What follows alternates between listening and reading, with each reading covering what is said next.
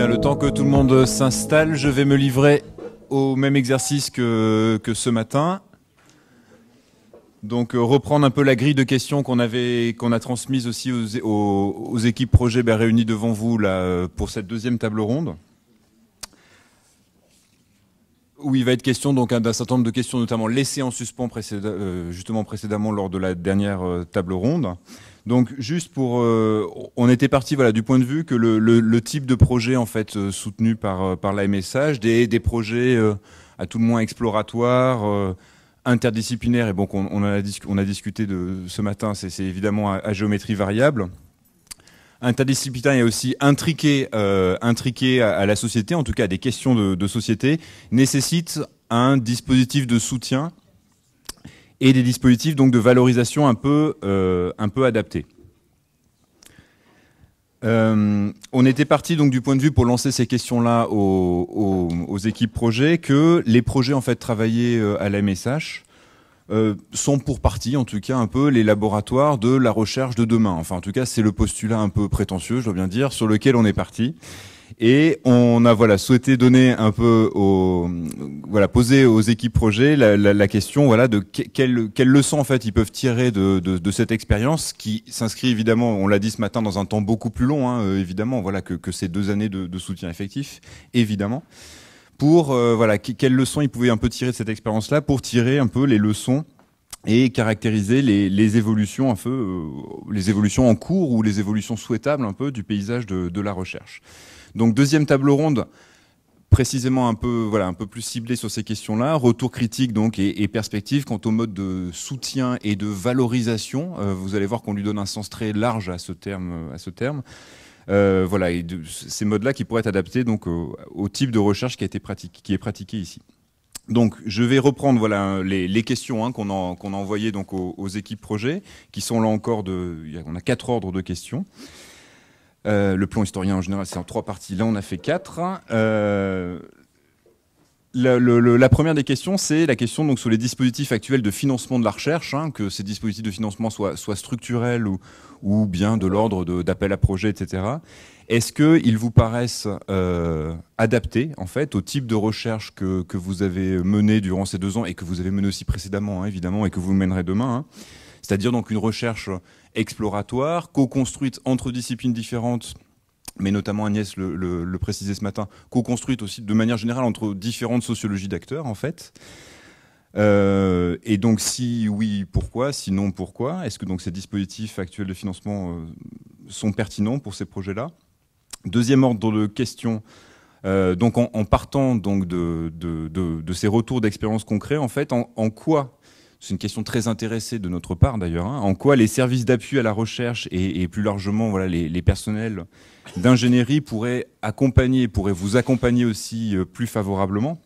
Je pense notamment à toutes ces questions, à toutes ces conséquences un peu des mutations à l'œuvre en fait. On a parlé d'ailleurs du statut du chercheur beaucoup ce matin, mais toutes ces évolutions à l'œuvre vis-à-vis du métier de chercheur, un peu le chercheur un peu comme ce qu'on pourrait qualifier le chercheur un peu comme auto-entrepreneur de sa propre recherche, qui va à la recherche donc de financement, qui doit monter des dossiers, qui dans des dossiers donc très interdisciplinarisés, etc., doit même se faire manager de projets. Martine pourra en témoigner pendant plus d'1 heure, je pense, sur cette question-là, et c'est pas la seule.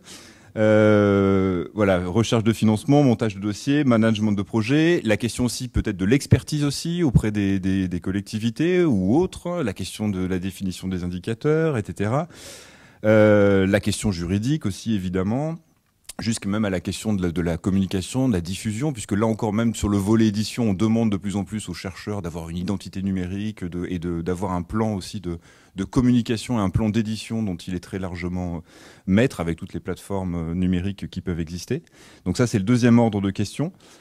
Troisième ordre de questions, et encore une fois il en a été question aussi ce matin, notamment à la fin de la table ronde, la question de l'évaluation finalement. Comment évaluer cette recherche alors même que donc les grilles d'évaluation du chercheur jugent essentiellement l'excellence disciplinaire et finalement ne valorisent que très difficilement l'implication dans des projets interdisciplinaires et ou d'ailleurs dans des projets aussi mêlant des chercheurs et des acteurs de terrain aussi. On est dans le même ordre d'idée en fait, de projets en fait co-construits d'une certaine manière. Et dernier ordre de questions, et donc évidemment c'est aussi la question de l'action qui est posée, qui a été aussi initiée ce matin, voilà, du lien de la recherche aussi à l'action. Dernier ordre de questions, alors là, voilà, on rentre encore un peu plus dans la chose. Au jour de votre expérience, donc, quelle pourrait être finalement la définition, une définition de, voilà, pour employer un gros mot du langage qui nous est devenu commun, à nous notamment, le mot de valorisation. Quelle pourrait être donc votre définition de la valorisation de la recherche publique? Défini, je vais pas citer la définition du réseau Curie qu'on a employé dans les questions, mais qui est une définition très descendante, très technoïste, un peu de la valorisation. En quoi est-ce que vos projets, en fait, finalement, peuvent amener un peu la valorisation de la recherche ailleurs, voilà, d'une certaine manière, et construire peut-être un modèle un peu plus élargi, au-delà donc du schème un peu classique, descendant, diffusionniste et pour tout dire un peu technoïste et souvent assez marchand de la chose. Voilà. Alors je répondrai pas forcément à toutes les questions. D'abord parce que sur la question de la valorisation et de la notion de valorisation, moi j'ai une vision très scientifique de la notion, puisque c'est mon objet de recherche. Donc je ne vais pas en parler. Ou alors j'en parle, mais uniquement pour ce qui concerne la valorisation de mes travaux en tant qu'enseignant-chercheur en droit, donc de la pratique. Ce qui me permet de dire que cette valorisation, elle est pour nous, mais ça, je pense que c'est pas très, très original. Elle consiste simplement dans le fait de publier. C'est-à-dire qu'en fait, on est évalué en droit sur nos publications, et c'est tout. Et quand je dis sur nos publications, c'est pas les publications en co-signature, même avec un juriste. C'est a fortiori encore moins les publications avec des non-juristes.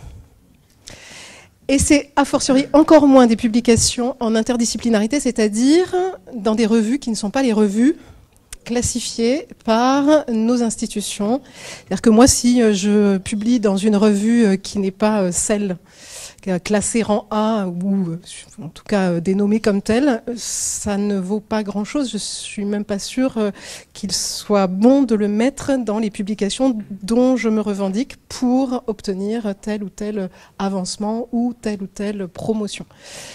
C'est pour vous dire que quand je me lance dans un projet comme celui qui est Common Data, non seulement je prends des risques sur le plan strictement institutionnel et en particulier à la faculté de droit, et qu'en plus je jongle.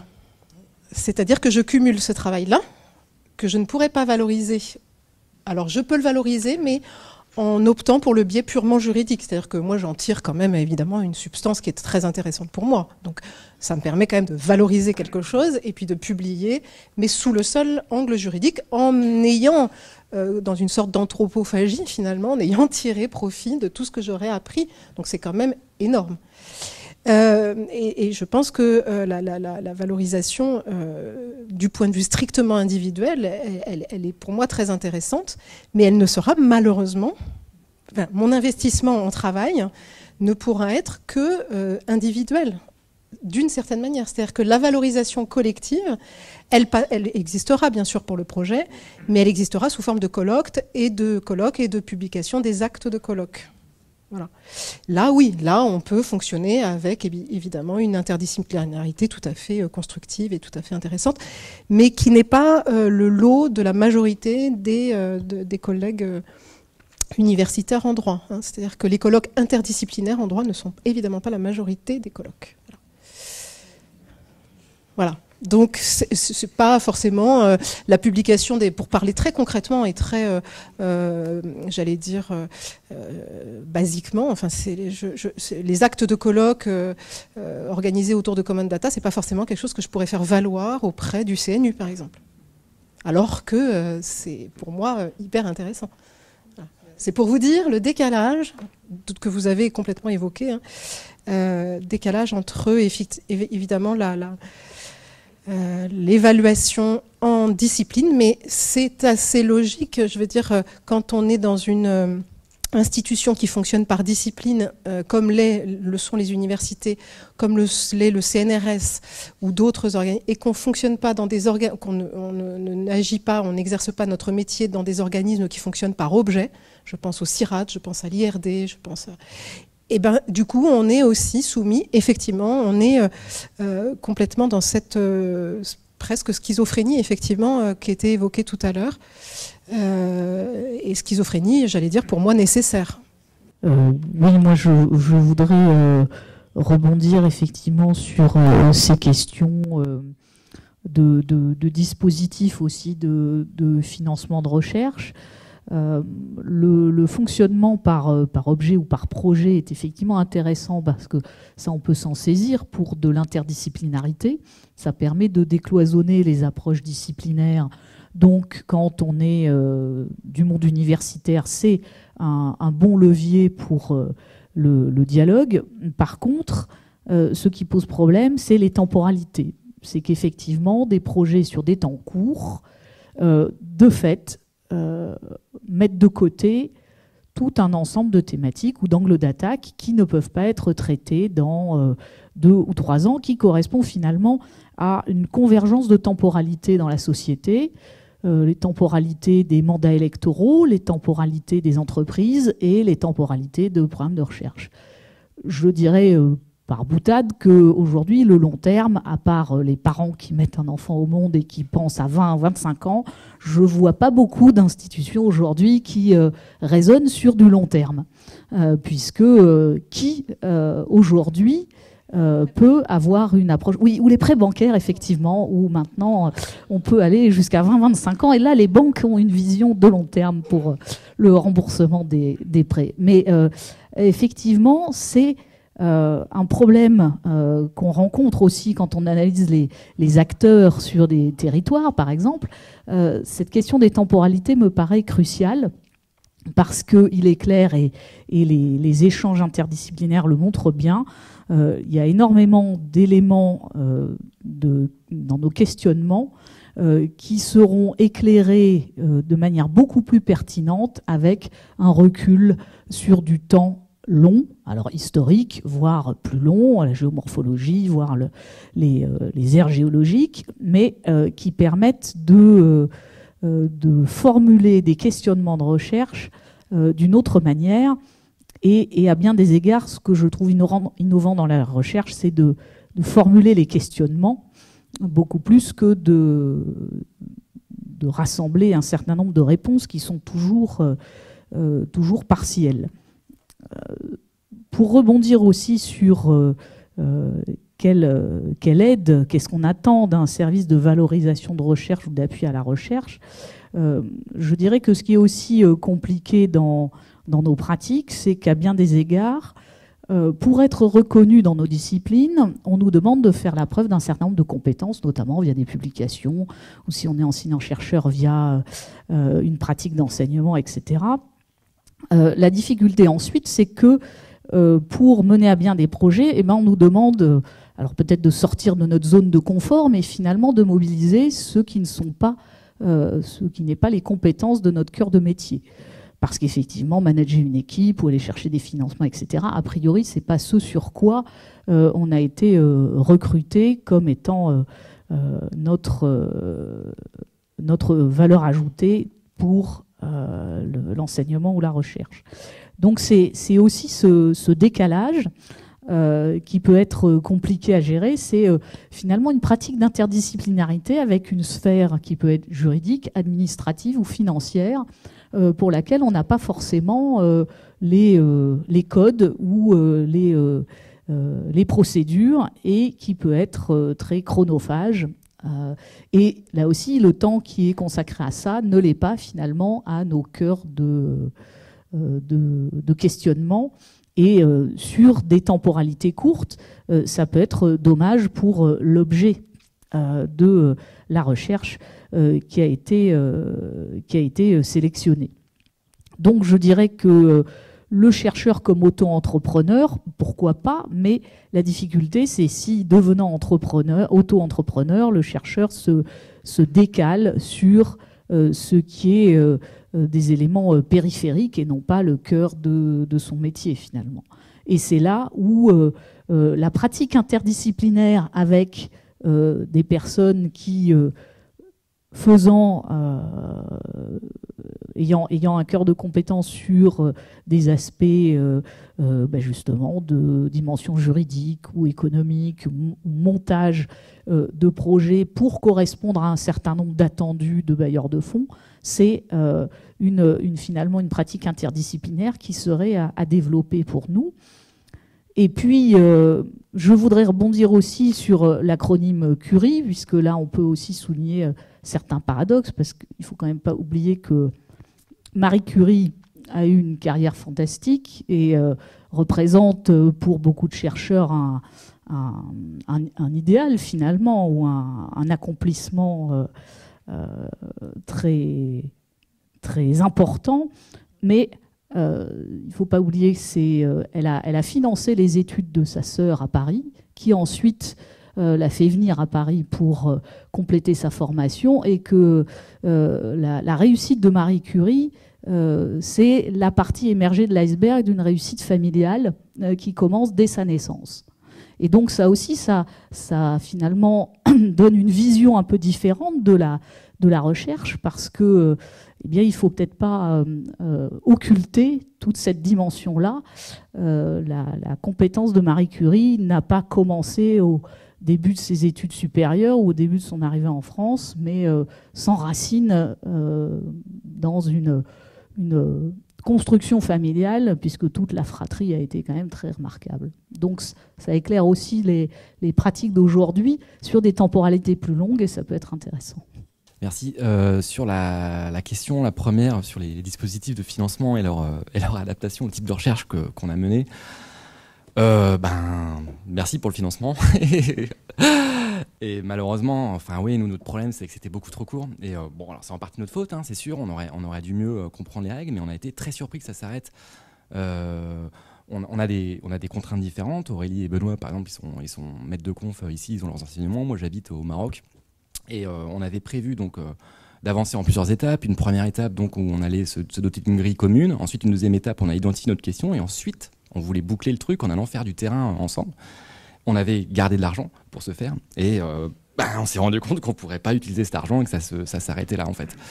Alors, c'est en partie notre faute parce qu'on aurait sans doute dû mieux s'organiser. Mais en même temps, on a chacun plusieurs projets avec des bailleurs différents, qui ont tous des logiques différentes. Et bon, c'est pas forcément notre cœur de métier de comprendre ces règles. Donc c'est une frustration, c'est clair. Et ça aura un impact pour nous, parce qu'on espère en sortir un livre qu'on pourra sans doute pas produire, parce que je pense pas qu'on ait accumulé assez de matière. C'est comme ça. Sur les services d'appui, ils ont été super, il n'y a pas de problème, ils sont très réactifs, ils nous ont beaucoup aidés. Mais en même temps, ils sont même encastrés dans des règles administratives qui sont assez dures. Et ça nous a coûté pas mal d'énergie. Je pense que, il me semble que la MSH, pour le dire honnêtement, a une petite dimension marketing dans cette institution, si je comprends bien, et c'est très bien. Et dans cette dimension, par exemple, on parle d'interdisciplinarité, c'est une des dimensions, mais il me semble que ce type de financement pourrait également aider à l'internationalisation de la recherche, qui est également un enjeu assez important. Donc nous, on a essayé de faire ça en invitant des chercheurs africains qui travaillaient sur le déclin pour qu'ils bossent avec nous sur ces questions. Et quand on a fait ça, ça nous a coûté une énergie incroyable d'avoir les visas. Voilà, c'est normal, c'est juste une question de règles bureaucratiques qui sont quand même relativement strictes. Du coup, ça fait réfléchir parce qu'on y perd pas mal de temps et que c'est pas notre cœur de métier. Voilà. Sinon, les grilles, quand vous dites les grilles d'évaluation du chercheur jugent essentiellement l'excellence disciplinaire, ne valorisent pas trop les projets interdisciplinaires. Alors c'est juste mon point de vue, mais j'ai pas trop ce sentiment. J'ai l'impression qu'au contraire, l'interdisciplinarité elle est plutôt valorisée aujourd'hui. Dans les ANR, par exemple, c'est même plutôt un point fort des dossiers. Donc de ce point de vue-là, le rapprochement avec les acteurs de terrain, c'est aussi souvent quelque chose qui est très demandé dans la partie valorisation du projet, quand on dépose une candidature. Donc de ce point de vue-là, ces projets, ils sont très bien, ils sont bien ciblés. À mon avis, les limites, c'était plutôt effectivement la temporalité. C'était vraiment une contrainte qu'on n'avait pas prévue. On pensait qu'on aurait des marges de manœuvre, on les a pas eues. C'est dommage. Ouais. Je voudrais peut-être partir sur la notion de valorisation, la définition un peu effarante là, que vous avez proposée comme comme point de départ, comme critique. Donc de valorisation qui sont top-down, non ? Dans le cas d'expérience dont je peux parler, l'expérience actuelle, enfin du projet Panarchie ou l'antérieur, bon, comme on l'a souligné, on apporte en fait avec nous toute une histoire aussi de recherche, de projets antérieurs.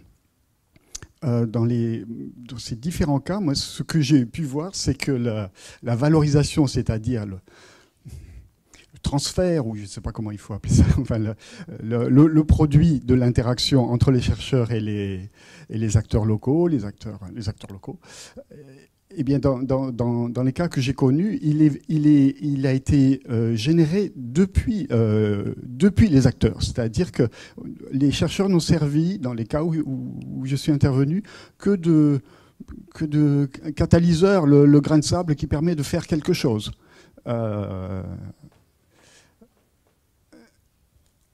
On est peut-être à cause des situations, parce que ces situations étaient particulières, je ne sais pas, mais il y a des dynamiques qui ne se seraient pas faites sans les chercheurs, mais en même temps, nous n'avions pas d'idée préconçue sur une solution, sur quelque chose. Et donc les solutions, elles sont venues effectivement de la part des acteurs locaux, à notre surprise un peu. Des fois, en nous obligeant, dans le cas du Chili, à nous détourner un peu du focus qu'on avait placé. Mais voilà, ce que je veux dire, c'est que dans des projets donc de recherche-action, à mon avis, c'est pas exceptionnel que aussi le transfert et le produit, que ce soit de nouvelles normes territoriales ou une organisation d'un marché local dans le cas du Chili, ce soit entièrement, mais réellement entièrement mis je sais pas comment, initié par les acteurs locaux. Simplement par la stimulation, le fait d'arriver effectivement, de proposer 2 ou 3 notions. On n'a pas mis 1 centime dans ces actions, par exemple. Ça s'est fait par la rencontre. Alors, et ça, c'est important, effectivement, qu'il y ait ce que je pense, c'est que, oui, c'est un effet de catalyseur. C'est-à-dire que peut-être un effet d'aubaine aussi pour les gens sur place. Je ne sais pas comment dire ça, mais c'est difficile. On ne peut pas refaire une trajectoire a posteriori.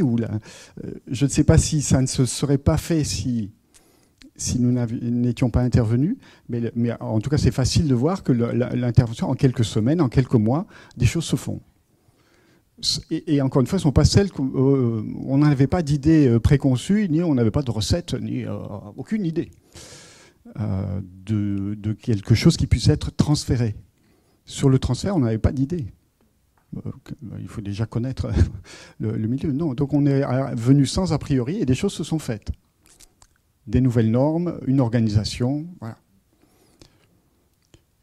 Donc ça, c'est par rapport à la valorisation. Quelque chose, puisqu'ici il y a un thème de l'évaluation, quelque chose qu'on a entendu, qu'on a déjà un peu discuté aussi à la pause. Il me semble qu'il y a une grande différence, pour les témoignages que j'entends, une grande différence entre l'université et les instituts de recherche, quoi. Si bien dans les instituts, il y a aussi des commissions, des choses comme ça, mais jamais, en 30 ans de carrière, je n'ai jamais entendu votre discipline, vous êtes à côté de la plaque, ou je sais pas. Et Dieu sait que je fais n'importe quoi, c'est-à-dire je fais ce qui me plaît, comme je veux, et je n'ai jamais entendu qu'on me dise « Ah, mais c'est pas de l'écophysiologie, ça !» Heureusement, parce que ça m'intéresse pas. Donc voilà. Non. Et je ne sais pas si c'est quelque chose qui est... Alors, Aurélie avait une explication, je pense que... Ben oui, parce que l'organisation, effectivement, de l'enseignement, on enseigne des disciplines. Donc, forcément, on ne va pas enseigner l'interdisciplinarité. Bon. Et de là, alors je reviens juste, la discipline reine, on n'est pas intelligent si on n'est pas géographe, quoi. La géographie, c'est génial. Parce que justement, c'est sûrement la moins disciplinaire et la moins disciplinée des disciplines, quoi. La géographie, c'est indispensable. J'ai fait 1 an de géographie à Paul Valéry, donc je peux dire. Je peux répondre sur ce point. Alors pour matiner un peu le constat très disciplinaire, alors on est pris dans un autre jeu d'injonction maintenant à l'université, c'est l'argent. il y a de moins en moins d'argent. Donc, on doit mutualiser. Alors, on pourrait dire, ah super, c'est l'occasion de faire de l'interdisciplinaire. Bah non, hein. Ça serait trop beau. Et les étudiants, les premiers, nous disent, ah bon, le cours est mutualisé, mais on aura un partiel différent. Et alors là, quand on explique que, bah non, vous aurez un seul sujet, que vous aurez tous évalué de la même façon, parce que je dispense le même cours à tout l'amphi. Là, il y a un mouvement d'effroi. Donc, on n'en est pas encore là. Hein. Enfin. Avant que le micro reparte au bout de la table, au-delà de cette réponse très circonstancielle à ce que tu viens de dire, en écoutant, il y a une autre chose une autre réponse qui m'est venue. En fait, c'est le hiatus qu'il y a au sein de la MSH, enfin, du moins tel qu'on l'a perçu dans l'appel à projet. C'est-à-dire que d'un côté, nous, on avait compris ces appels à projets comme étant un peu des incubateurs, c'est-à-dire la notion de former des équipes qui n'ont pas forcément travaillé auparavant ensemble, de fédérer des forces sur la place Montpellier-Rennes dans le but de monter en puissance sur un appel à projet plus important, ADEME, ANR... H2020, si vraiment on est fou, hein, mais voilà. Donc cette notion d'incubation, nous, ça nous a été particulièrement utile. C'est un peu ce qu'on avait dit hier en introduction de notre présentation, c'est-à-dire que nous, ça nous a permis de nous identifier au sein de l'UMR. On n'avait jamais travaillé ensemble, donc très concrètement, on a fait une première réunion avec un appel au peuple qui est intéressé par ces sujets-là, et puis c'est comme ça que Benoît est sorti du chapeau, par exemple. Hein, alors qu'on n'avait jamais discuté avec lui. Donc, cette notion d'incubation grâce à la MSH, et je ne veux pas parler pour les autres collègues de l'UMR qui ont eu des projets MSH, mais je pense que ça a un peu fonctionné comme ça.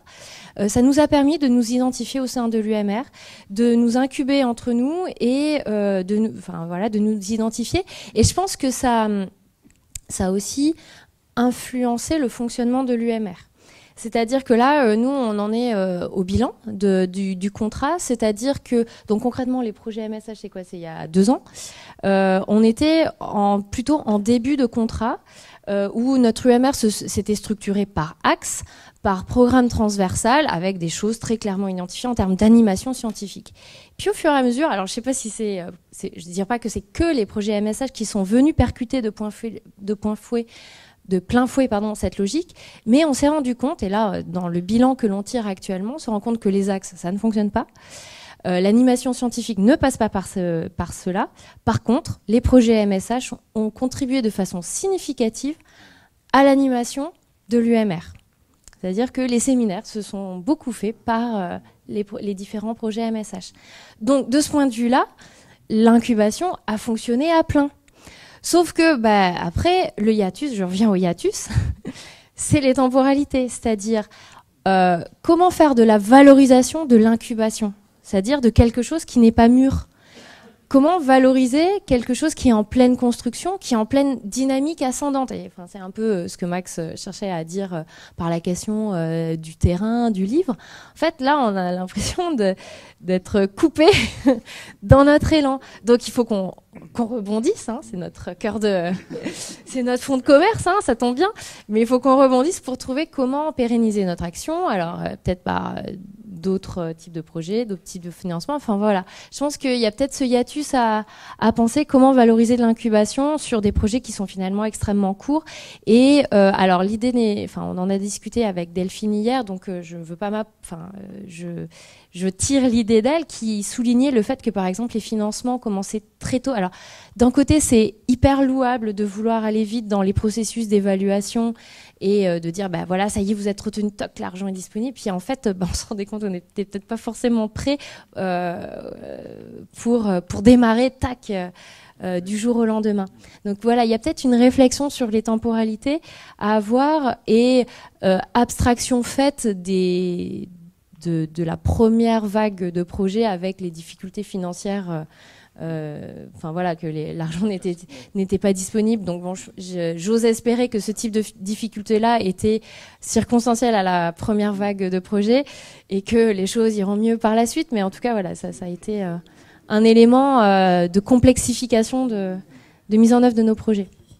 Oui, juste, merci beaucoup pour ces retours. Bien entendu, ça nous fait beaucoup parler aussi en interne.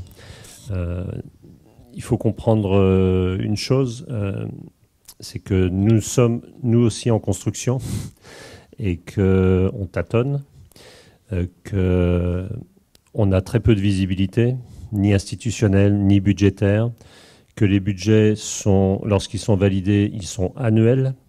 Et donc là, on a lancé un appel fin juin. C'est en cours d'évaluation, ça doit démarrer fin janvier, sauf qu'on sait, le budget n'est pas validé encore. Donc on est toujours sur la corde raide, encore plus peut-être que les programmes eux-mêmes. Après, c'est vrai qu'on a démarré très tard sur les 2 dernières années. En fait, l'argent a été débloqué qu'au printemps, enfin même printemps bien avancé.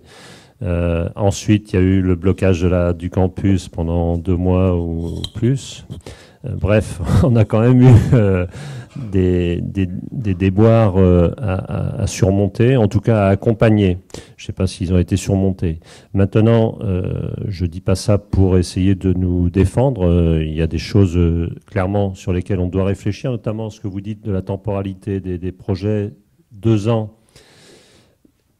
2 ans, ça peut paraître long parfois. Dans ce que j'entends aujourd'hui, ça paraît trop court. Mais vous auriez pu rajouter aussi qu'il n'y a pas assez d'argent disponible. Vous n'osez pas le dire, mais je pense qu'il faut aussi en parler, parce que nous sommes aussi dans des budgets contraints. Et actuellement, le budget de la MSH, il est essentiellement consacré à la masse salariale.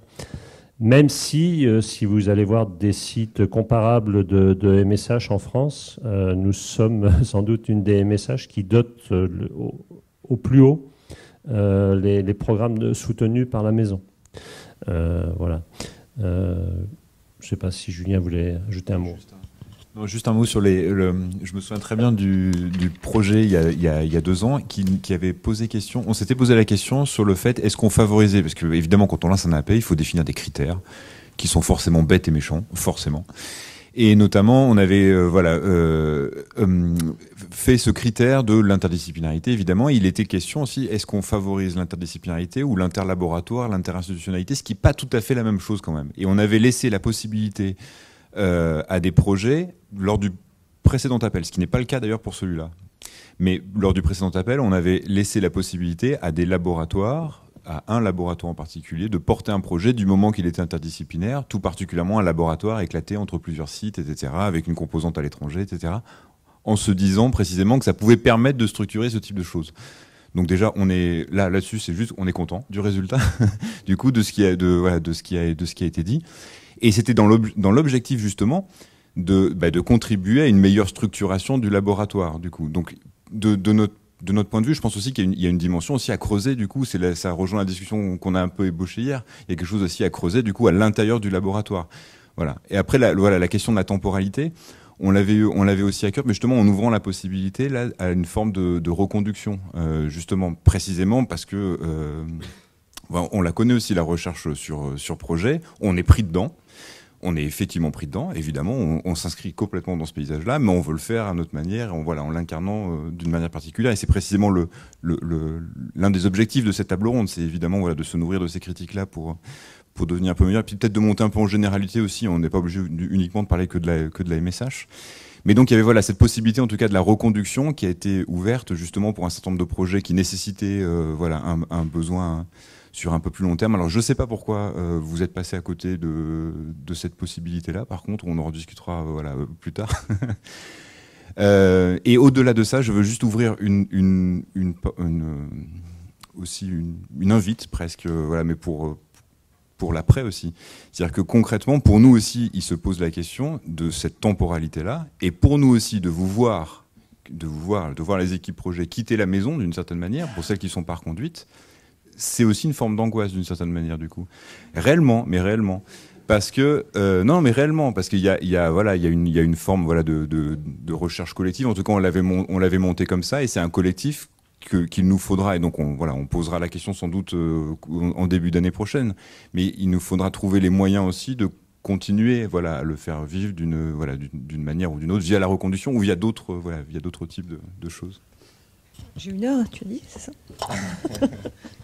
Merci. Comment dire Par quoi est-ce que... Oui, alors, les appels à projets interdisciplinaires. La première fois que j'ai vu passer un appel à projet interdisciplinaire, en réalité, moi, ça m'a beaucoup plu. Parce que j'ai senti là qu'il y avait un espace d'expression possible, différent de ceux auxquels j'étais habituée. Donc, c'est pas comme... Enfin, on ne pouvait pas faire exactement ce qu'on voulait, mais enfin, on pouvait quand même faire davantage de choses que d'habitude et contacter davantage de collègues que d'habitude. Essayer d'imaginer un projet tel qu'on avait envie de l'imaginer sans frontières spéciales, quoi. Alors après, je rejoins totalement ce que tu as dit, Agnès, sur enfin, je crois que c'est un peu la conclusion pour nous tous. C'est le prix de la liberté, mais c'est... Voilà, c'est... Autre chose, c'est que au cours du projet, au fur et à mesure qu'on entre dans l'action, donc, on peut, sans se priver, adjoindre d'autres disciplines ou d'autres collègues de sa propre discipline. On a une enveloppe, on en dispose on voit un étudiant isolé qui travaille sur le sujet sur lequel on travaille aussi. On ne se demande pas s'il appartient à tel ou tel laboratoire ou quoi que ce soit. On peut lui filer un coup de main en se disant, ben oui, au contraire, ses travaux vont enrichir l'équipe et ça va faire un plus. Et c'est un peu cet effet boule de neige. En fait, ça permet d'être dans une politique, non pas d'exclusion, là, comme ça, mais au contraire d'inclusion qui favorise quoi, les échanges, les contacts. Après, en ce moment, je vois passer beaucoup sur Internet là, des publicités pour isoler les combles, isoler les vides sanitaires. Je trouve aussi qu'il y a beaucoup une déperdition d'énergie importante du côté administratif, quoi, administration de la recherche. Et je crois que là, vraiment, il faut faire quelque chose. C'est pas possible ce que disaient nos collègues là-bas, quoi. C'est 30% de déperdition énergétique à essayer de... Bon, alors maintenant, on prend le billet maintenant parce qu'après, ça ne sera pas possible. Ça, c'est de l'énergie qu'on ne consacre pas à la recherche, quoi. Et ça, c'est vraiment... Enfin, c'est difficile, quoi.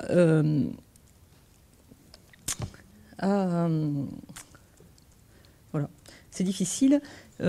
Autre chose aussi, la construction, j'entends bien que vous ayez les financeurs et leurs propres objectifs et des choses à construire soient eux-mêmes en construction. Mais pour nous, c'est difficile aussi parce qu'on essaie de construire quelque chose ailleurs et chaque fois trouver la bonne respiration entre les deux pôles, c'est pas toujours très facile, quoi. Et comme l'argent, c'est le nerf de la guerre, heureusement, il n'y a pas que l'argent, mais c'est quand même en partie le nerf de la guerre. Des fois, on est amené à déconstruire sur le terrain pour construire ici. Et ça, c'est pas toujours facile, quoi. C'est pas toujours facile, surtout que quand on fait le constat que ce qui marche bien, c'est ce qu'on construit sur le terrain. Ce qui... Les parties les plus dynamiques de l'équipe Amida, ce sont les parties qui, depuis le début, travaillent sur Amida, qui ont montré précédemment leur intérêt pour l'objet, voilà. Et donc, je pense que c'est avec ces équipes-là, ces chercheurs-là, que je me sens le plus à l'aise. Voilà. Marc, pardon. Je vais être très rapide, hein, donc sur les différentes questions en fait qui sont toutes transversales. Si on fait une analyse du lexique, on a incubation, valorisation, action, évaluation, rapport, pilotage, management, etc., en 2 ans. Innovation, non mais ça parce que non, ça j'ai pas compris. Et en fait au point où on se demande si MSH, l'acronyme ça veut pas dire d'abord miracle, voilà. Parce que bon finalement, oui c'est trop court, oui c'est court-termiste, qu'est-ce qui n'est pas court-termiste aujourd'hui? Mais en termes d'accompagnement, j'ai été sidéré du travail d'accompagnement, voire même très, très proche.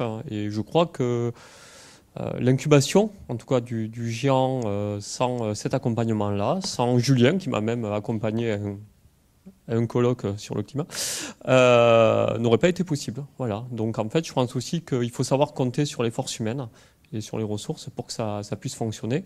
Et évidemment, on souhaite tous avoir un peu plus de temps, un peu plus d'argent et un peu plus de liberté, mais on n'y arrive que collectivement.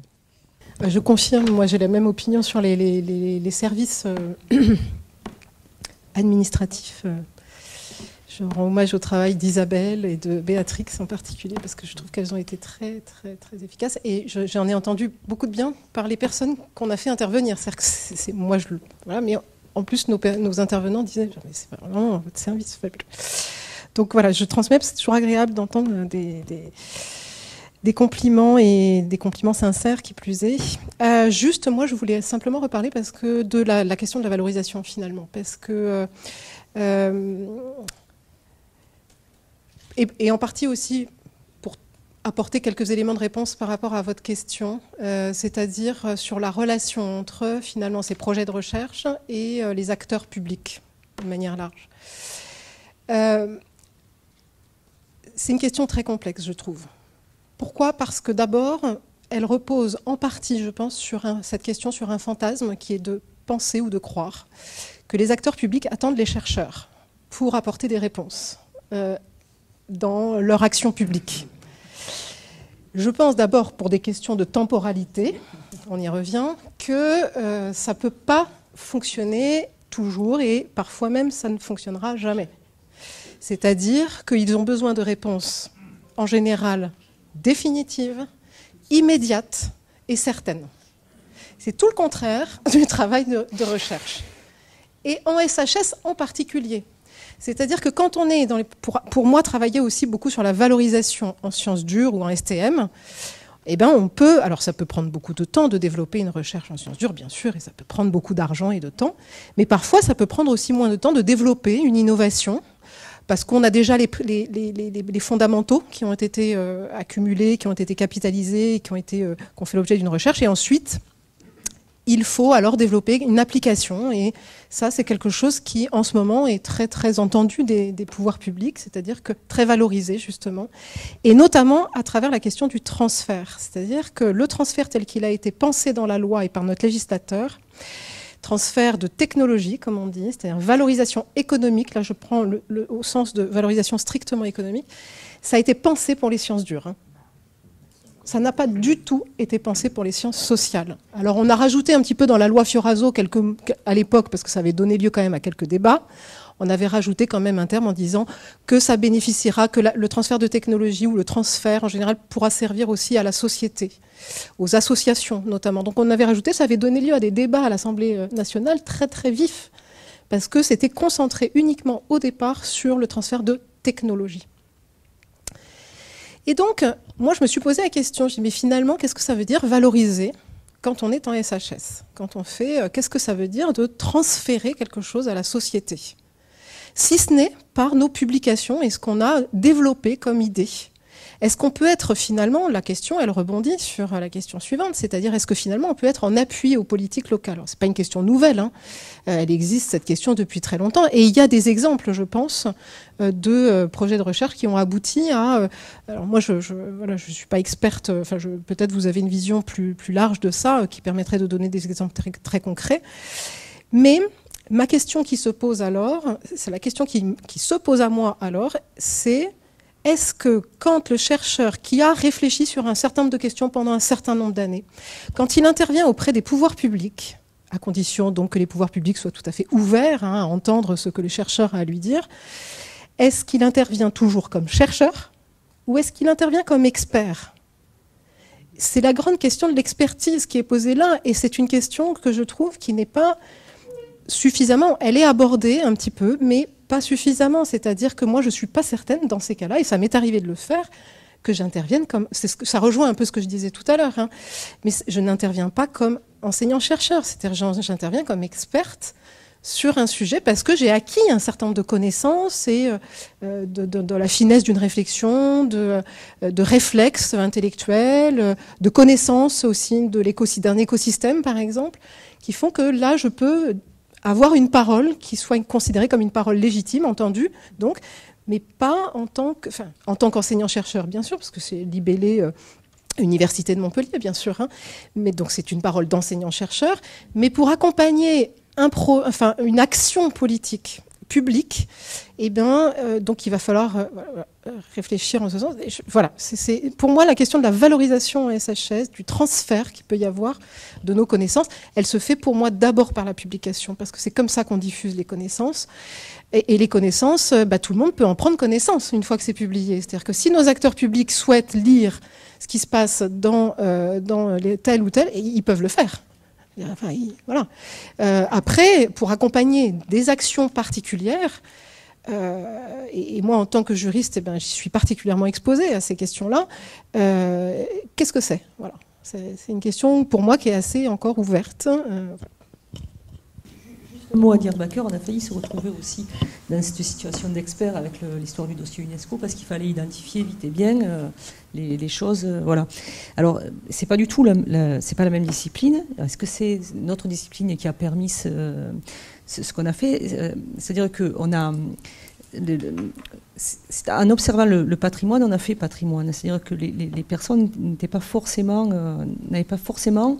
réalisé que cela pouvait être intéressant, important. Et donc, on a pris un peu les institutionnels de vitesse et on a bâti notre propre discours en disant, voilà, nous, c'est ça qu'on voit et c'est ce qu'on a envie de faire et c'est comme ça, comme ça. Et ils se sont emparés de ce discours. Et on a occupé le champ narratif et voilà. Et donc, ça a fonctionné un peu comme ça. Mais bon, maintenant, je ne sais pas si on aura dans ta discipline peut parvenir à... Quand on est sollicité, ça se passe dans des canaux différents, en fait. C'est-à-dire qu'on est sollicité plutôt dans les commissions parlementaires pour être entendu sur tel ou tel projet de loi ou telle proposition de loi, en fait.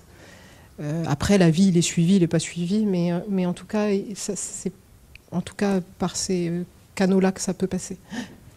Oui, moi je voulais aussi rajouter un mot parce qu'effectivement, on parle de l'interdisciplinaire, du transdisciplinaire, et je voudrais compléter ce que j'ai dit tout à l'heure parce que l'accompagnement effectivement dont on a bénéficié, et nous aussi on remercie beaucoup Isabelle Mermet pour son accompagnement bienveillant, parce que ça n'est pas justement dans une approche cloisonnée la sphère administrative qui était bien traitée, etc. Mais ça irrigue vraiment la recherche en ce sens que être épaulé ou soutenu avec une écoute, une attention bienveillante nourrit aussi le projet et permet aux collègues, aux ingénieurs-chercheurs, à nous, à oser aller plus loin, en se disant qu'on va avoir une écoute qui ne sera pas une porte fermée d'emblée. Et ça permet aussi de se questionner sur des approches de recherche de manière plus approfondie. Donc, ça n'est pas dans une approche sectorisée, la sphère administrative qui est indépendante des préoccupations et des thématiques de recherche. Il y a vraiment une porosité entre les deux.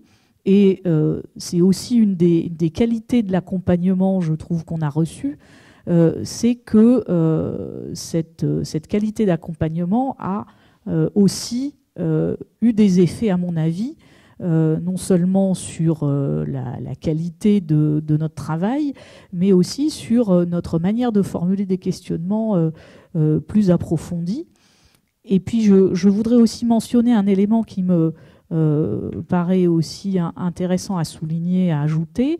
On est souvent avec une évaluation, une valorisation qui se fait par les publications et, comme tu le soulignais aussi, sur une approche d'évaluation du chercheur qui est individuelle et en conséquence avec des indicateurs d'évaluation qui sont individuelle. Et je pense que peut-être aussi un apport de la MSH pourrait être de proposer ou d'innover aussi sur des indicateurs de valorisation du collectif, puisque c'est, à mon avis, un des éléments importants. Et comme toujours, si on s'intéresse au blanc, il y a beaucoup d'indicateurs qu'on ne calcule jamais. Et bien effectivement, c'est un bon moyen pour dire qu'il n'existe pas. Et une proposition innovante pourrait être d'apporter pour le collectif universitaire ou de la recherche une réflexion sur la fabrication, la construction collaborative d'indicateurs de réussite collective. Et qui ne soit pas du coup associé à un chercheur ou forcément à une équipe, mais qu'est-ce que le fonctionnement des projets et puis le fonctionnement de colloques comme aujourd'hui apporte, nourrit. Puisque moi j'ai trouvé très instructif d'assister à ces 2 jours et de faire connaissance avec les thématiques d'autres projets. Alors effectivement, j'aurais pu davantage me renseigner depuis 2 ans sur les autres projets, c'est clair, mais là aussi, comme on est aussi très contraint par les temporalités, et le métier d'enseignant est aussi particulièrement prenant, et donc c'est lors de moments comme aujourd'hui, qu'on peut avoir des effets de seuil, je trouve, dans la réflexion, parce que c'est aussi avoir des échanges sur 2 jours, une journée, que l'on peut vraiment imaginer d'autres échanges et d'autres questionnements. Donc je pense aussi que cette réflexion sur le fait que le collectif apporte une valeur ajoutée qui n'est pas réductible à l'addition des apports individuels, et qui est aussi lié aux interconnexions, aux échanges que l'on peut avoir lors de journées comme ces jours-ci. Et je pense un élément important à formaliser comme étant le nœud des apports de la recherche, à mon sens. En fait, on sait bien qu'on est effectivement dans une logique globale de bureaucratique de court terme, des millefeuilles institutionnels de plus en plus compliqués, le tout avec une gestion de la pénurie. Et donc ça, effectivement, c'est pas ce qui donne la plus grande efficacité institutionnelle globale. Et tu l'as bien dit sur vos propres contraintes, en fait, d'annualité des financements, alors qu'on veut faire du pluriannuel, etc. Par rapport aux appels à propositions, il me semble que les appels à propositions classiques type ANR ou encore plus projets européens, en fait, sont faits pour des projets, idéalement pour des projets qui sont déjà structurés, où les équipes savent et peuvent travailler ensemble, quoi. Et ce qui suppose effectivement des questionnements mûris et une interconnaissance suffisante, quoi. Le problème est que on est poussé à répondre à ce type de projet, même quand ces conditions-là sont pas réunies, parce que y a besoin de fonctionnement individuel, etc. Et on sait bien, je pense qu'on l'a tous vécu, quand les conditions sont pas réunies, on passe les 3 ans du projet à se battre comme des chiens pour essayer de construire ces conditions, en plus de faire à peu près ce qu'on avait promis de faire, quoi. Et ça, c'est une perte d'efficacité énorme dans ces 3 ans, en plus d'une fatigue de le faire. Parce que justement, les conditions nécessaires pour faire ce qu'on a promis, sachant que pour faire plaisir, avoir des chances de passer, on a tendance à promettre beaucoup, rend impossible le fait de faire ce qu'on a prévu. Alors heureusement, la bureaucratisation des projets de recherche n'est pas au même stade que des projets de développement, c'est-à-dire qu'on peut faire dans le cadre d'un projet de recherche un peu autre chose que ce qu'on avait promis dans le document projet. Heureusement, mais ça se fait avec un coût souvent assez important.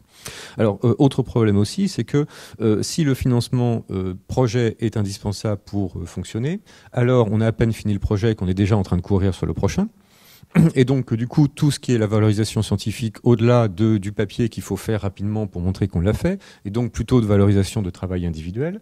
Donc, tout ce qui est la construction collective des résultats, tout ce qui est un projet collectif de bouquin qui prend du temps, c'est extrêmement compliqué.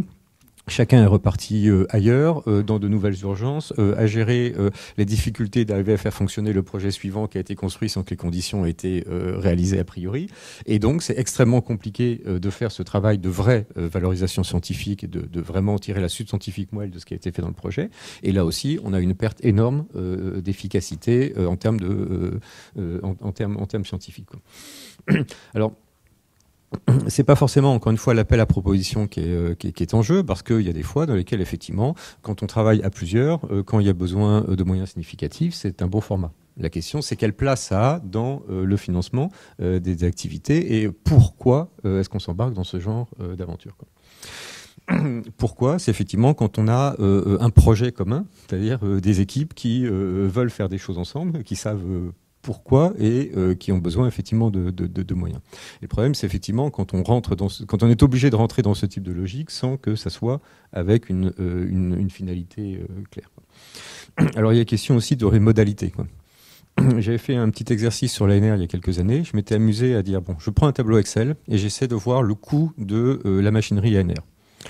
Hypothèse extrêmement conservatoire, modeste. Combien d'hommes-jours chercheurs il faut pour faire une note préparatoire? Combien il faut pour les 3 évaluations?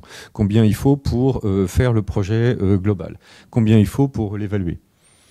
Si on fait ça avec des hypothèses extrêmement conservatrices, hein, je peux vous envoyer la note, de mémoire, on aboutissait à peu près à 1280 années chercheurs.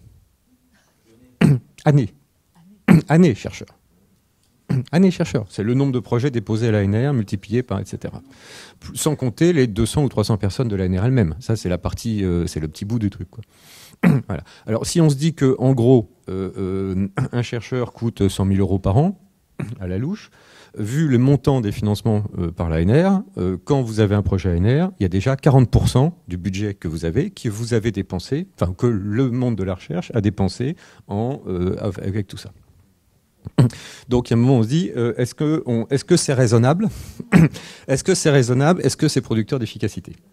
Alors après ça, on peut s'amuser à faire jouer les paramètres, c'est-à-dire s'il y a un peu plus de budget, ce que la Cour des comptes et autres dit, et qu'on n'est pas sur des taux de réussite de 12%, complètement absurde, mais qu'on est sur du 30-40%, parce que c'est normal, tout n'est pas parfait.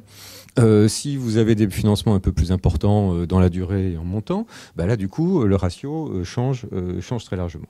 Donc il y a des questions sur effectivement les modalités, les curseurs dans le fonctionnement même des appels à propositions et le lien entre la complexité des dossiers, la durée des projets financés, les montants financés, etc.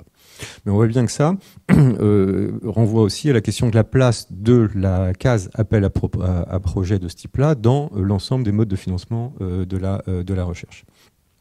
Et clairement, effectivement, lorsqu'on est poussé à s'embarquer dans des projets parce qu'on a besoin de petits bouts de financement de base de rien du tout, ça serait plus efficace d'avoir du financement structurel.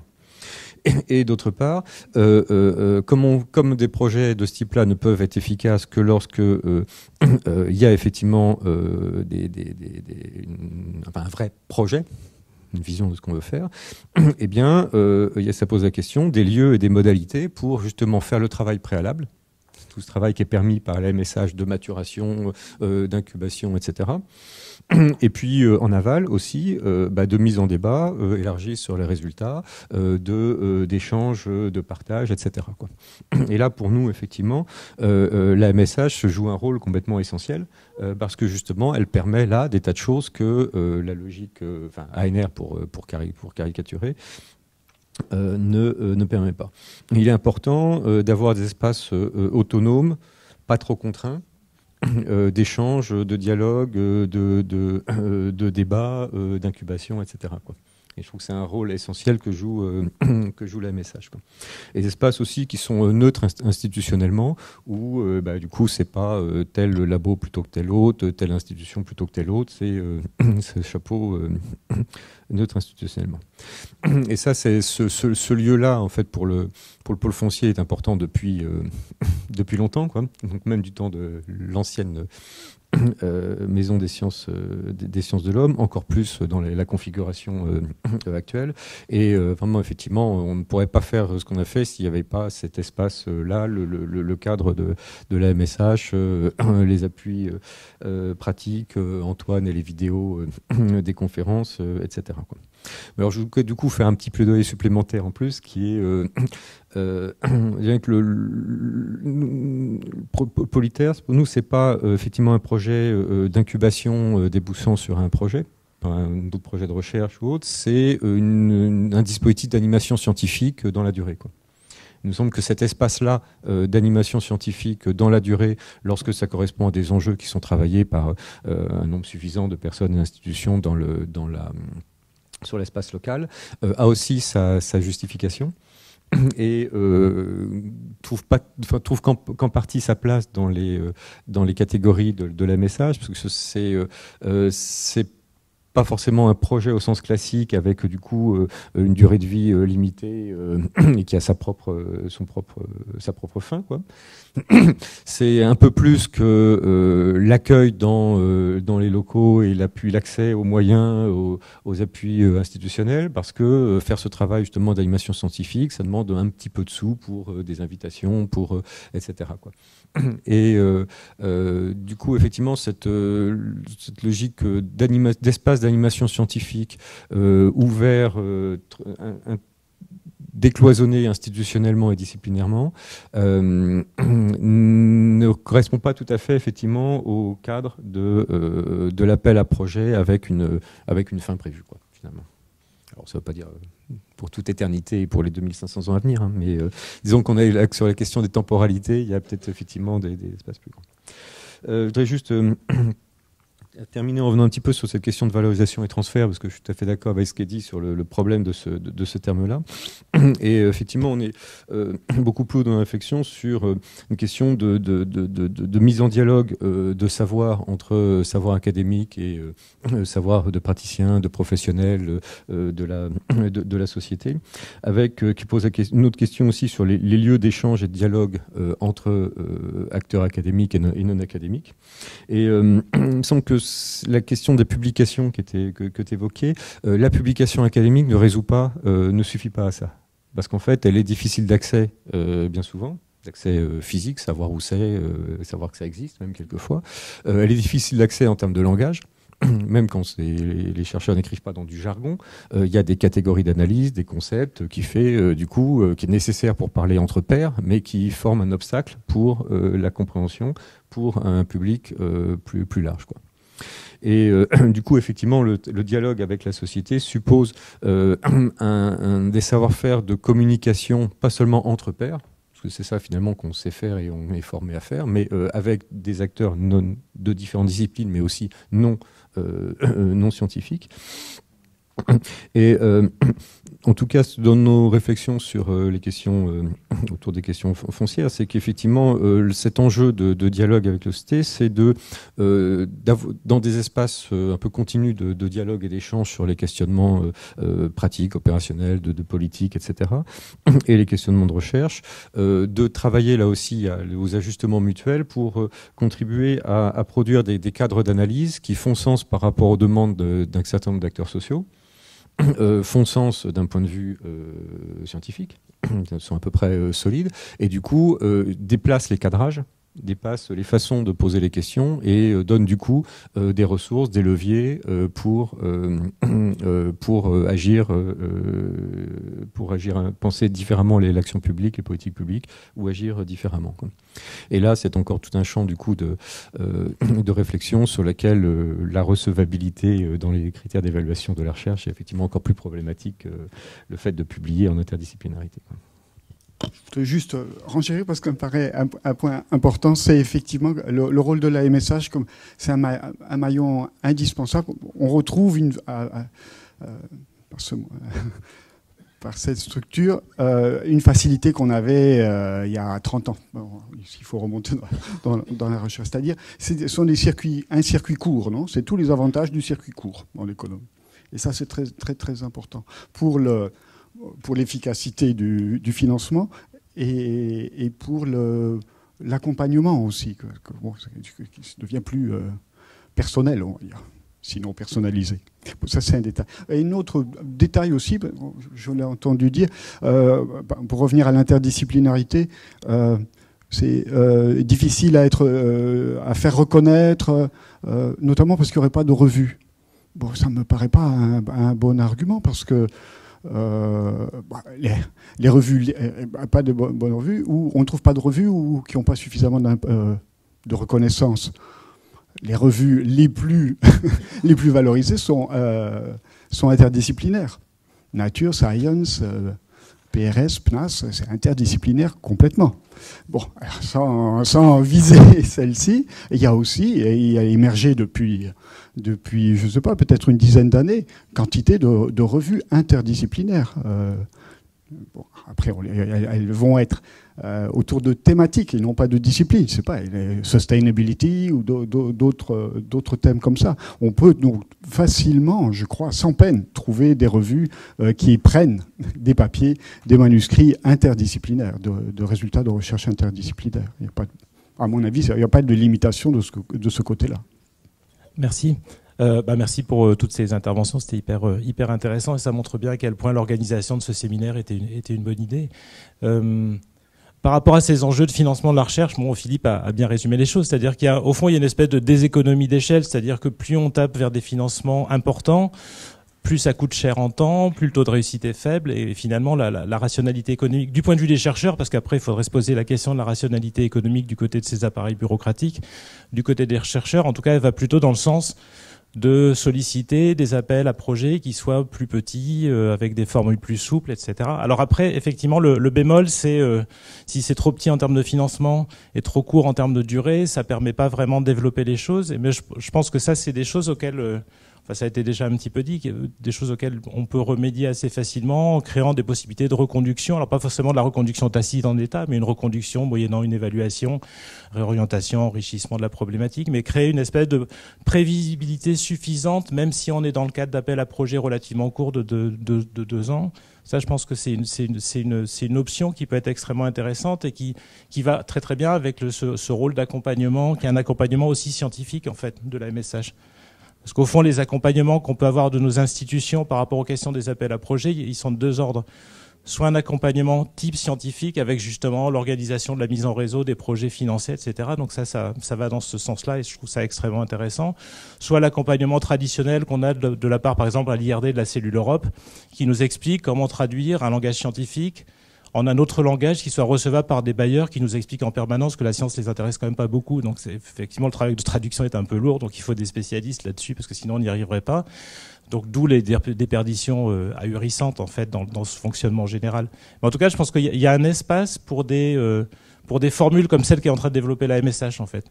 Et en y rajoutant cet aspect de durée, de prévisibilité suffisante ou de reconduction moyennant évaluation, je pense qu'il y a vraiment quelque chose d'extrêmement intéressant à creuser, quoi. Plus peut-être, et là je retombe sur tout ce qui a été dit sur l'aspect valorisation, relation avec l'expertise, les politiques publiques, etc. Je pense qu'il y a aussi, je pensais en particulier à le tournant qu'est en train de prendre la Fondation de France depuis quelque temps, à savoir mettre vraiment l'accent sur des projets qui soient co-construits entre recherche et partenaires non recherche. Et là, je pense que là, on se situe en amont, justement, parce que la question après la diffusion du transfert, c'est toujours une question qui est totalement biaisée. Effectivement, les politiques ne vont pas aller lire des publications d'anthropologues ou d'historiens, etc. S'il y a de la diffusion, on l'observe dans le champ de l'anthropologie du développement, il y a des concepts qui sortent vraiment de la recherche et qui ont diffusé, style les courtiers en développement, par exemple, donc ces intermédiaires entre les dispositifs de l'aide et les populations locales. Si ce terme-là a diffusé, c'est pas parce que les politiques ont d'un seul coup lu des publications d'anthropologues, c'est parce qu'il y a des anthropologues qui ont fait la démarche de rentrer aussi en interaction avec les politiques publiques ou les agences de développement. C'est aussi parce qu'il y a des gens qui circulent, qui changent de casquette, qui se retrouvent anthropologues dans le développement. C'est comme ça que ça circule, pas par le biais de la lecture uniquement en tout cas. Après, les gens ils se mettent à dire, je dis pas qu'ils sont totalement illettrés, mais c'est aussi le fait d'accepter de rentrer dans une logique d'expertise, c'est-à-dire que quand on est dans l'expertise, on n'est jamais chercheur. Hein. Il faut oublier cette idée qu'on peut être chercheur en étant dans l'expertise. On est expert parce qu'on rentre dans le champ politique. Juste pour cette raison-là. On peut recréer éventuellement des petites enclaves recherche s'il y a une commande de recherche un peu appliquée. Donc on recrée une enclave recherche dans le cadre d'un espace plus large qui est celui des politiques publiques. Mais sinon, le cas général, c'est qu'on fait de la politique au sens très large du terme. C'est-à-dire on devient expert. Un expert, c'est quelqu'un qui apporte un certain nombre de compétences, mais qui rentre dans le champ politique, qui est plus chercheur à cet endroit-là. Absolument. Et c'est pour ça que les enseignants-chercheurs, lorsqu'ils sont sollicités en tant qu'experts, et il y en a de nombreux, rentre dans le champ politique. Alors, c'est vrai que moi, je vois ça à travers mon biais, qui est le biais juridique. Et la science juridique est aussi une science politique. Donc, quand on écrit des choses en droit, on écrit aussi des choses politiques. Et donc, c'est vrai que pour moi, c'est compliqué d'être à la fois dans la production d'une expertise en droit qui soit neutre, en fait, ou qui soit... C'était très compliqué.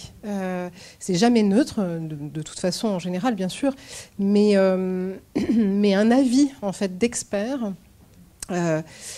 c'est déjà enfin, je suis complètement d'accord, c'est tout à fait politique. C'est pour ça que la valorisation, moi, par la publication, je pense que c'est très important, mais ça doit passer par la vulgarisation. Et ça, on le voit tous les jours, hein, des journalistes qui s'emparent de choses qui ont été écrites par des chercheurs, mais dans un style plus facile, plus abordable, et qui ensuite retrouvent des échos chez dans la sphère politique, on va dire. C'est ultra fréquent. Et je trouve que c'est très sain, parce que ça passe par l'écrit. Et l'écrit, il est fait en toute indépendance. Et moi, je trouve que c'est essentiel d'être indépendant et d'avoir donc une liberté d'expression. Voilà, c'est une posture, hein. J'en ai bien conscience. Merci beaucoup. Moi aussi, j'ai été très intéressée par toutes vos interventions.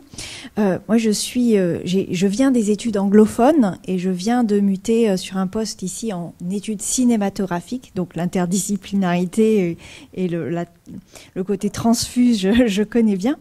Et en fait, j'ai remarqué que à cette table, il n'y avait pas de représentants de lettres, arts, langues.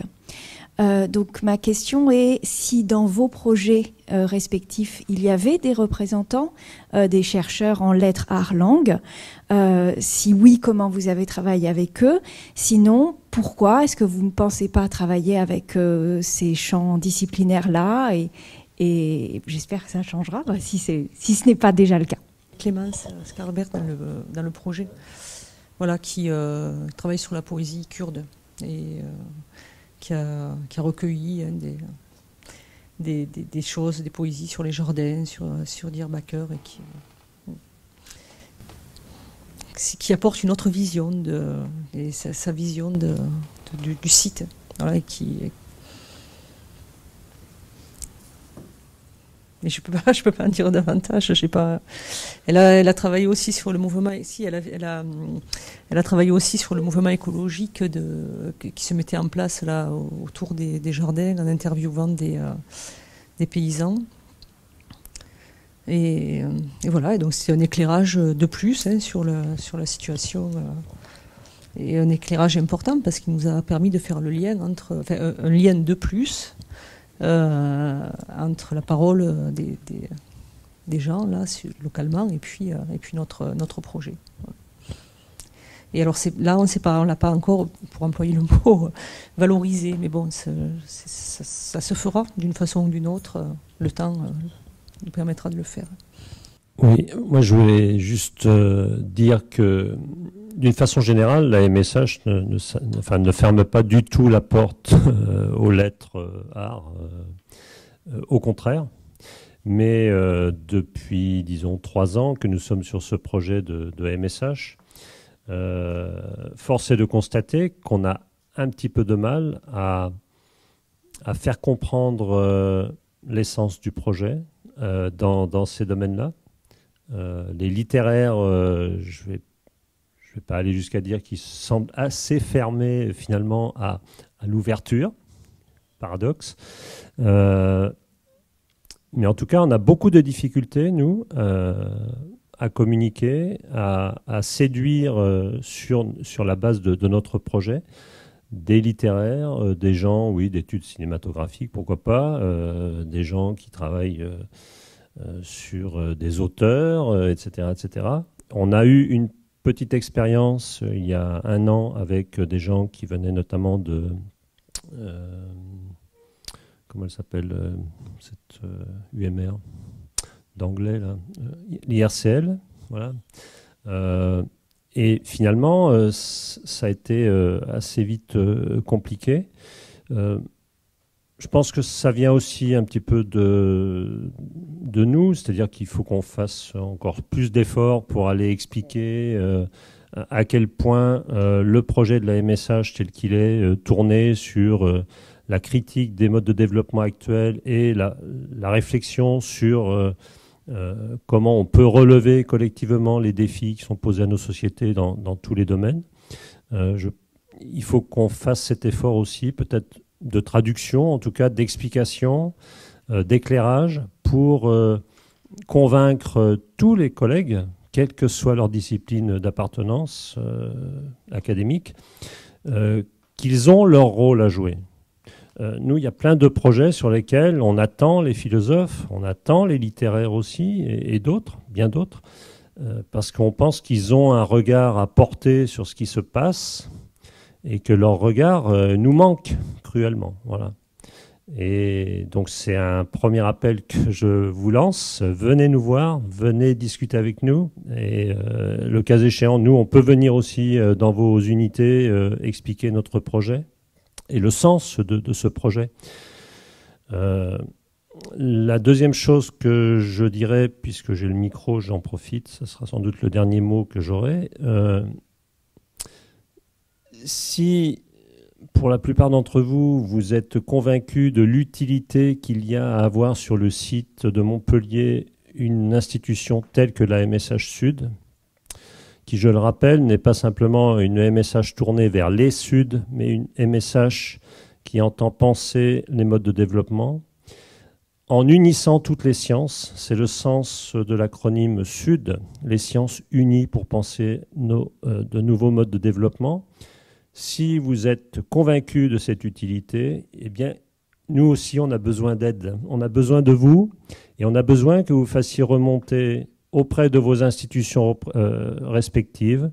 Je pense notamment à l'Université de Perpignan, pour ne pas la citer, qui n'arrête pas de nous encourager sans s'impliquer directement dans la gestion de la MSH.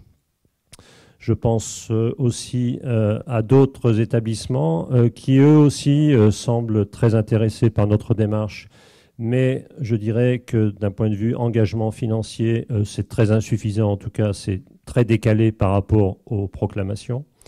Donc il y a un moment donné, et il va falloir mettre les choses en ordre. Nous sommes dans une phase décisive dans les semaines qui viennent. Et donc si vous pouvez faire passer des messages, c'est le moment. Voilà. On n'a jamais eu autant besoin parce que c'est là, on est dans une phase vraiment décisive dans les semaines qui viennent. Donc à Perpignan, à l'Université de Montpellier, à l'UPV aussi, etc. On a besoin du soutien des chercheurs, de la communauté des chercheurs. Voilà. Si ce projet existe, c'est parce que nous sommes aussi des chercheurs. Voilà. Donc c'est pas notre maison, c'est la vôtre, c'est la nôtre collectivement. Il faut qu'on la défende collectivement. Nous, tout seuls, avec nos petits bras, on va pas y arriver. Hein. On a besoin de vous. Je commençais par aller abonder dans votre sens à partir d'expériences d'autres endroits. C'est vrai que c'est une période pendant laquelle on doit vraiment accorder une priorité au rétablissement de liens entre les humanités et les SHS. En droit, on voit ça avec les droits et littérature qui reprend maintenant beaucoup plus d'importance. Maintenant, ce que je voulais dire, c'était que c'était tout à fait passionnant d'entendre les équipes rapporter leurs expériences de l'accompagnement qui leur a été accordé par la MSH dans le montage des projets comme une pratique très particulière et très bénéfique parce que nous l'avons comme conseil scientifique aussi perçu à partir de notre poste d'observation et de voir ce dispositif, la qualité de ce dispositif se confirmer dans cet échange ici, pour nous, conseil scientifique, c'est très important.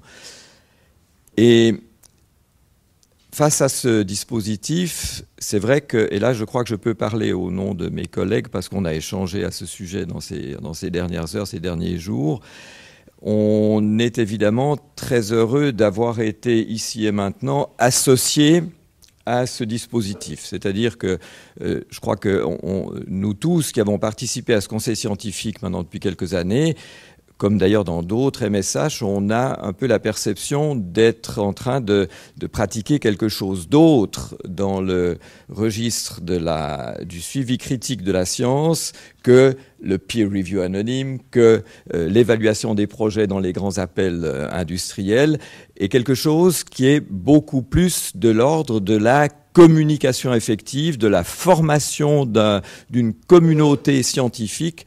et que ça puisse être encore renforcé dans l'avenir avec des modalités de rencontre entre les équipes et le conseil scientifique, ce serait évidemment une excellente chose.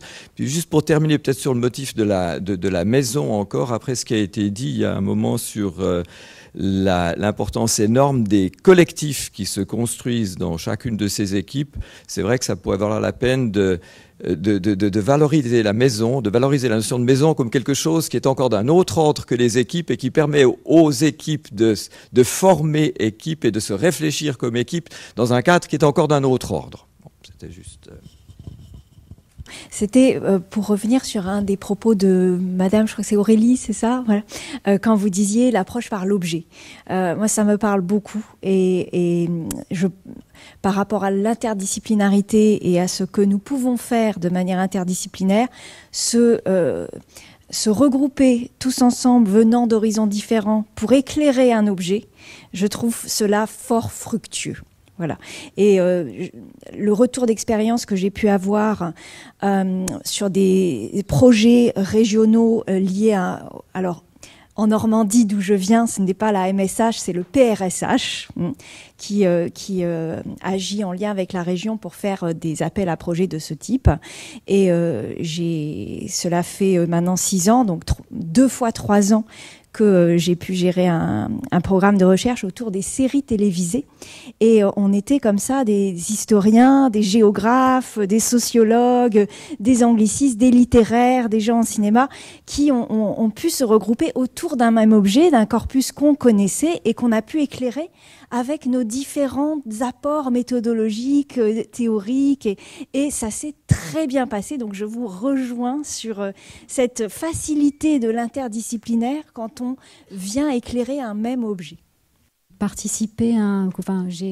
J'ai conduit un programme multidisciplinaire au Laos sur les questions de parcours migratoire et vulnérabilité infectieuse, avec finalement un démarrage de projet qui faisait que la question de recherche devait être définie d'abord par un ensemble d'acteurs qui n'étaient pas simplement des chercheurs, mais aussi des acteurs du développement, des ONG qui travaillent sur la question du VIH au Laos, le ministère de la Santé, l'ambassade avec les représentants de la coopération scientifique, etc. Et le bailleur de fonds. Et donc, on a monté des comités de pilotage qui ont fonctionné avant même la définition de l'objet de la recherche. Ces comités de pilotage ont extrêmement bien fonctionné pendant 2 ans. On a monté le projet avec un volet épidémio et puis un gros volet sciences sociales multidisciplinaires. Tout était super, tout le monde était ravi. On a fait des modes de restitution divers avec une émission de radio, un film, plein de réunions, plein de choses, avec l'idée d'ensuite, et puis on a aussi produit des recommandations, donc qui a été évoqué, donc qui oblige à passer à un autre niveau de langage et d'explication, qui a été remis en lao et en anglais. On a fait des grosses réunions de restitution en présence du ministre, etc. Donc rapidement, dans un petit État autoritaire qui est le Laos, rapidement on a pu passer ces recommandations directement au niveau du ministre de la Santé, ce qui est énorme. Ce qui est l'avantage. Ce qui est l'avantage des circuits courts et des dictatures, exactement. Sauf que, au bout de tout ça, là on est prêt justement à mettre en œuvre à la fois sur un aspect recherche et à la fois sur un aspect mise en action, des choses vraiment importantes et intéressantes sur la question des migrants au Laos et de la question de la diffusion de l'épidémie à VIH. Et le bailleur dit « Ah ben non, mais nous maintenant, notre priorité, c'est la tuberculose ». Et donc, il y a quand même cette question-là, après avoir mis pourtant tout ça en place et avoir répondu de manière complètement satisfaisante à la demande. Un dernier mot. En fait, on vous a trouvé plutôt aimable avec nous. Or, pendant les 2 ans qu'on vient de vivre avec les uns et les autres, il y a eu des moments quand même qui étaient un peu rudes. Je sais pas, je pensais que Martine allait nous accabler de toutes ces difficultés Bon, en fait, je sais pas, vous êtes très poli, ou alors c'est parce qu'on est en période d'évaluation des projets. Non, mais moi je vous aime bien, il ne faut pas se fier aux non, je ne sais pas pourquoi je me retrouve avec le micro là. Enfin, c'est ouais, c'est pas bon. Non, c'est simplement que. Merci à toute l'équipe. Vous êtes patient, c'est vrai. En fait, je sais que j'ai ce défaut de venir dire les choses quoi quand ça va pas. J'ai tendance à le dire. Voilà, tout simplement, mais ça va pas plus loin. Mais je trouve toujours, j'ai toujours trouvé une oreille attentive et bienveillante. Et vous avez toujours réussi à surmonter les difficultés qui se présentaient et qui sont de l'ordre de la gestion quotidienne d'un budget de recherche, d'une administration, voilà quoi. Mais voilà, pas plus quoi. Merci. Ouais. Je vais conclure du coup. Non, mais simplement en vous remerciant tous. Il était dit d'ailleurs en CS de la message qu'il fallait pas hésiter à vous utiliser comme vitrine. Et il me semble que pour partie, on l'a aussi fait aujourd'hui pour être très honnête avec tout le monde. Et si on le fait, c'est parce qu'on en est fiers. Voilà, on a été content de ce compagnonnage, en tout cas de 2 ans, qui s'arrêtera pas forcément d'ailleurs là maintenant. Non, il s'arrêtera pas maintenant de toute façon, quoi qu'il arrive. Et voilà, on espère avoir la même chance avec les équipes qui prendront la suite ou qui s'installeront dans le tuilage qu'on va refaire. Enfin voilà, en tout cas voilà que le projet va continuer d'enrôler, voilà, au sens sociologique du terme, sur la même dynamique que ce que c'est parti il y a 2 ans. Merci à tous et merci au public et bonne fête. Et désolé d'avoir calé ça une veille de Noël quasiment.